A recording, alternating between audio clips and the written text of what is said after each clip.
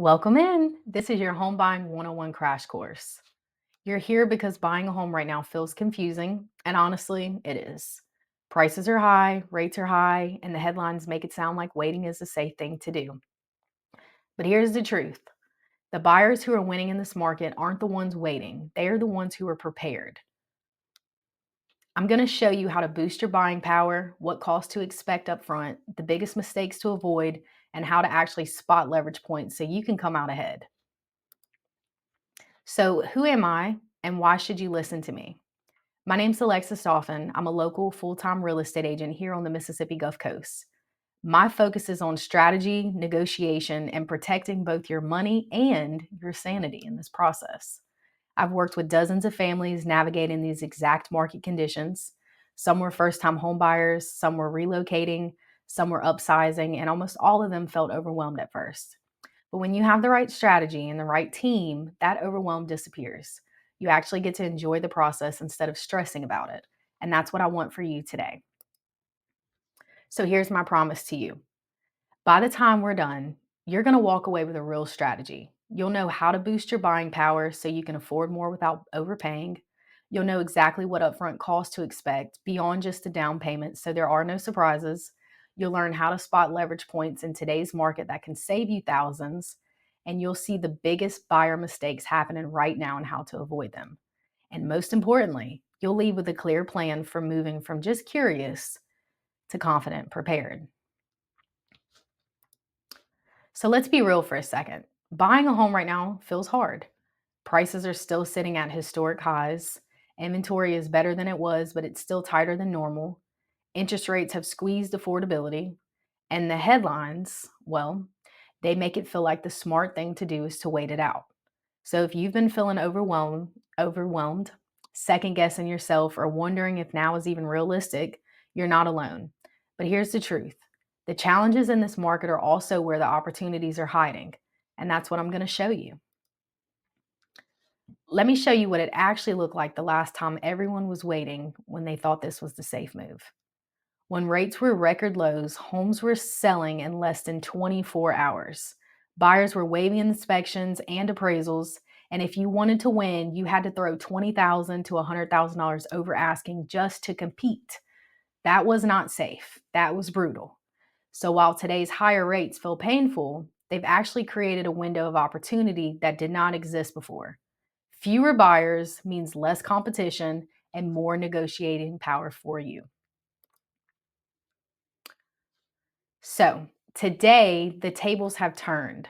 I've got buyers walking away with seller paid closing costs anywhere from $7,000 to $15,000. I have the sellers paying for 2-1 rate buy downs that drop your monthly payment for the first couple of years. We have sellers that are making repairs and upgrades after inspections, and sellers are being a lot more flexible with the timelines. Not to mention price reductions. We're seeing those. That is something we were not seeing then. Now let's talk numbers. Imagine you're looking at a $400,000 home. If that home appreciates just 4% per year, in 12 months, it could cost you an extra $16,000. Add in that equity you've been building during that year, and the gap gets even wider. And here's the kicker: if rates do drop, competition spikes, and suddenly you're in a bidding war again. That $400,000 house could jump to $450,000 overnight, wiping out any savings from a lower rate. So the risk is not buying now. The risk is waiting and getting priced out. I have the hiccups, excuse me. Here's what I want you to remember. Waiting could mean higher home prices and lost equity. Waiting could mean more competition if rates dip. Waiting could mean continuing to rent instead of building wealth. And on the flip side, acting now can mean leverage, seller credits, and equity growth starting today. So the real risk is not moving forward. The real risk is sitting out too long and missing the window where buyers actually have the power. Okay, so you're probably asking, all right, Alexis, if this is the reality, what should I actually be doing right now? And here's your short list. Number one, I want you to get clear on your numbers. Your buying power equals your confidence. I want you to understand your upfront costs so there are no surprises. I want you to be ready to move fast when the right home hits the market. And last, I want you to partner with the right team because the right agent and lender make all the difference in how much leverage you actually really have. And the good news is, I'm going to break all that down for you so it feels simple and not overwhelming. This is where most buyers get tripped up. They're browsing Zillow, looking at homes, but deep down they're guessing. And guessing creates stress. The second you know your real numbers, your budget, your approval, your cash, your timeline, everything will shift. Suddenly, you're not overwhelmed by every home that pops up because you know exactly which ones fit your strategy and which ones don't. And that's the clarity that takes you from feeling anxious to feeling confident. So, there are four numbers that matter more than anything else: your monthly budget, what you're comfortable actually paying, your max approval amount, what the lender says you can technically afford, your cash available for your down payment and your closing costs, your timeline, when you realistically need to move. Once you have these four numbers locked in, that noise will disappear. You know what homes are realistic, you avoid stretching too thin, and you can move quickly when the right home shows up. Without these numbers, you're guessing. And guessing is the number one mistake that costs buyers the most money. No? Did I skip one? Okay. So here's the thing. If you don't like the numbers you're seeing, you're not stuck with them. Credit scores can be boosted. Even a small jump can save you thousands over the life of the loan. Debt ratios can be adjusted. Sometimes just paying off one balance makes a huge difference. Cash can be optimized through grants, credits, and local programs. The point is, you're not locked in where you are today. You always have options. Now, let's talk about the stuff no one wants to tell you about. Beyond your down payment, you'll need to plan for closing costs, which are usually 2 to 3% of your purchase price, which can be negotiated with the seller. Then you have your inspections and appraisal fees. You have your taxes and insurance, which are due at closing. And of course, your moving and setup expenses. These are the things that will blindside you if you are not prepared. But if you budget for them, it's just a line. It's a line item. No stress, no surprise. All right, I'm going to stop and give you a quick reality check here because there are a few mistakes that I see over and over again with buyers in today's market. And honestly, they are very expensive mistakes. So, first, waiting for the perfect interest rate. I get it. No one wants a higher rate, but waiting for rates to drop is like holding your breath underwater. Sooner or later, you're going to have to come up for air. Meanwhile, home prices are still climbing. If rates drop, competition spikes, bidding wars come back, and the house you wanted just got $30,000 to $50,000 more expensive. So waiting often costs way more than acting strategically now. Second, thinking you need 20% down. That is a myth that keeps so many buyers stuck. In reality, there are programs starting at 3 or 5% down. And in this market, we can often negotiate seller credits or builder incentives that help cover costs. If you're sitting on the sidelines thinking that because you need a huge pile of cash, you're probably missing opportunities that you could actually afford. Third, shopping before knowing your numbers. This one right here is brutal because it leads to heartbreak. You fall in love with the house only to find out later it doesn't fit your budget, or you weren't fully approved, or you missed out because you couldn't move fast enough. And that is why I push so hard for clarity up front, because this is what's going to protect you from wasting time and chasing homes that don't make sense. And fourth, sitting on the sidelines while prices climb. This one is sneaky because it does feel safe. But here's the thing: renting isn't neutral. Every month you wait, you're missing out on building equity. Meanwhile, the same house keeps appreciating, so you're running up and down an escalator. The longer you wait, the harder it gets to catch up.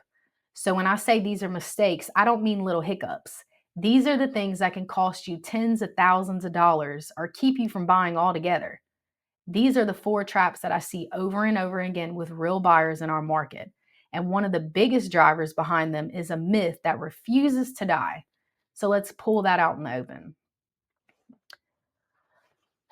Let's tackle the 20% idea head on because it quietly keeps great buyers on the sidelines.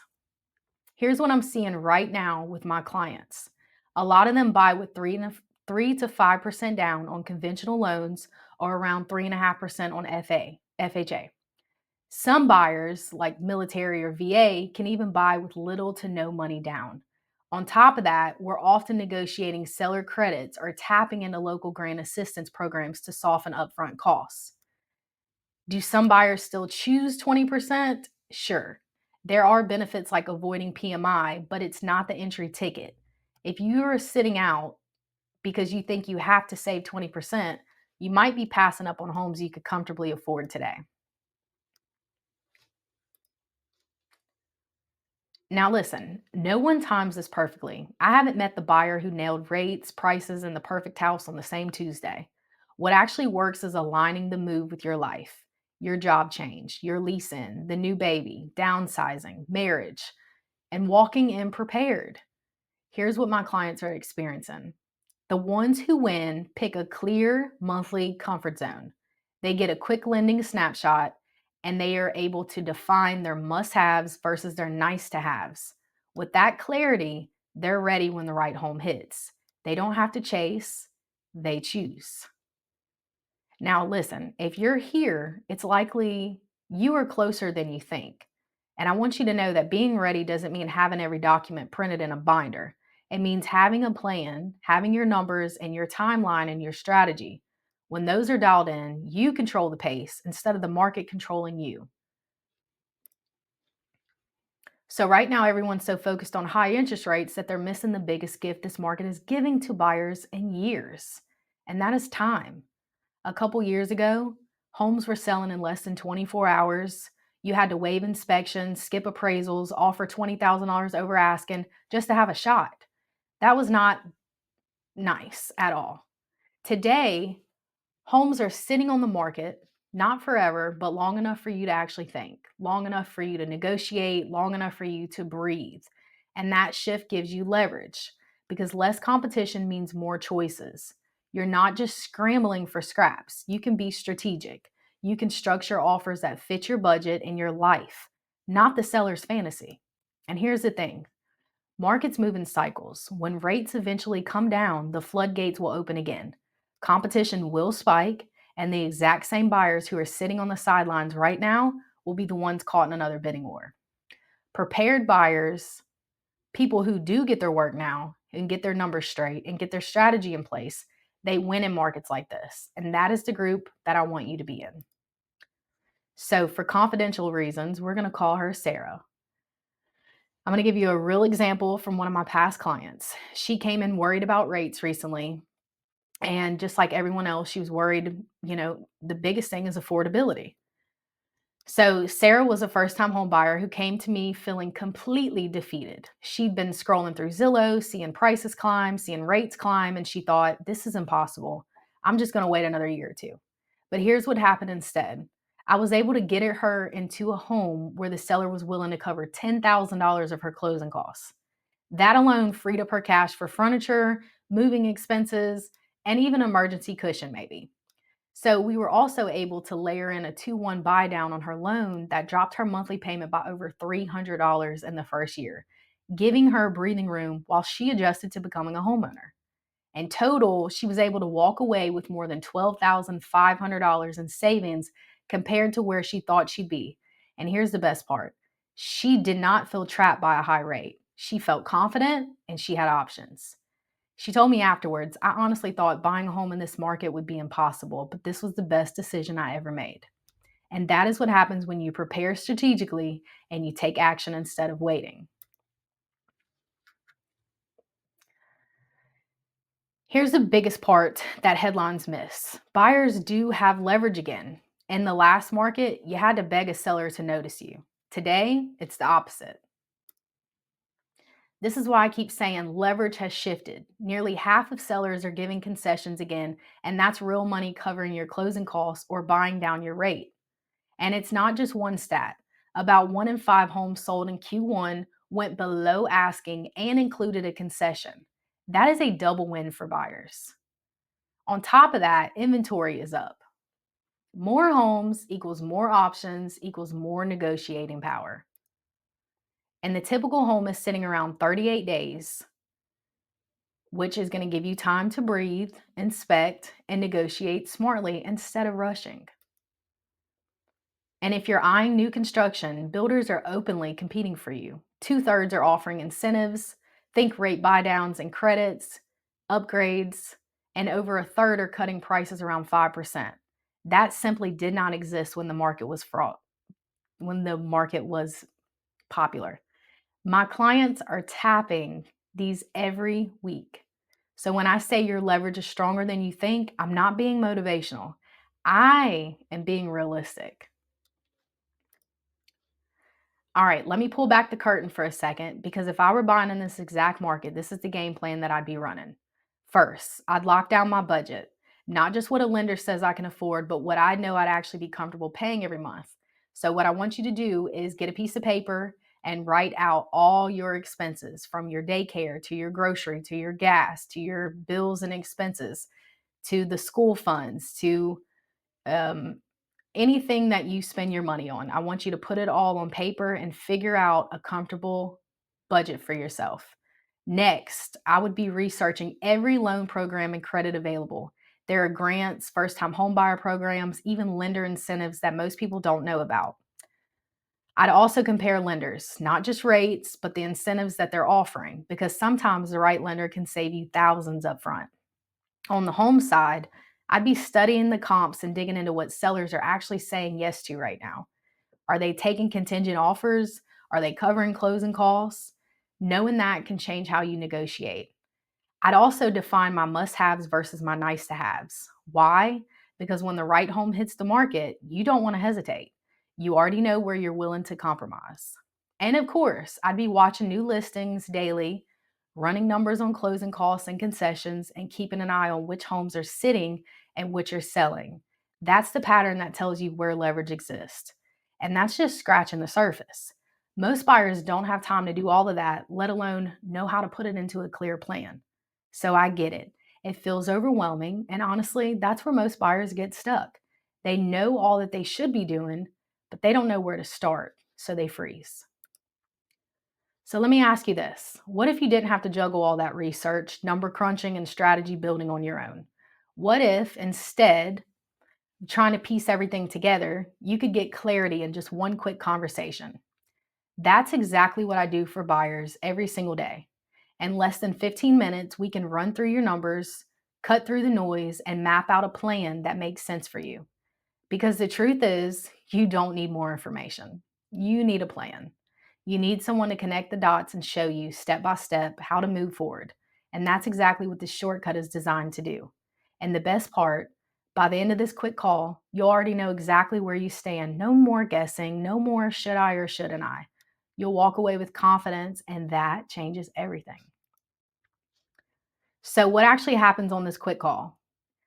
Well, you're going to know exactly where you stand financially, no more guessing. You'll see what homes you can realistically be looking at based on real numbers, not just Zillow daydreams. I'll connect you with a trusted lender that I've personally worked with and had clients worked with that can offer some fantastic incentives right now. And we'll get clarity on your must haves versus your nice to haves. Most importantly, you're going to walk away with a clear timeline and action steps. In short, you'll leave the call knowing exactly what your next move should be. And because it's quick and zero pressure, there's really no downside. That is why I call this the perfect first step. So maybe you're thinking, I'm 3 months out. Isn't this too early? Actually, that's the perfect time. The buyers who get the best deals are the ones who start preparing before they're ready to write an offer. Or maybe you're thinking, my credit isn't perfect. That's totally normal. Very few people's credit is flawless. Sometimes a single small change can make a big difference, but you won't know that unless you take the first step. Maybe you've spoke with the lender. That's great. But incentives and programs vary, and sometimes a second opinion can save you thousands. Or maybe you're thinking, I'm too busy. This feels overwhelming.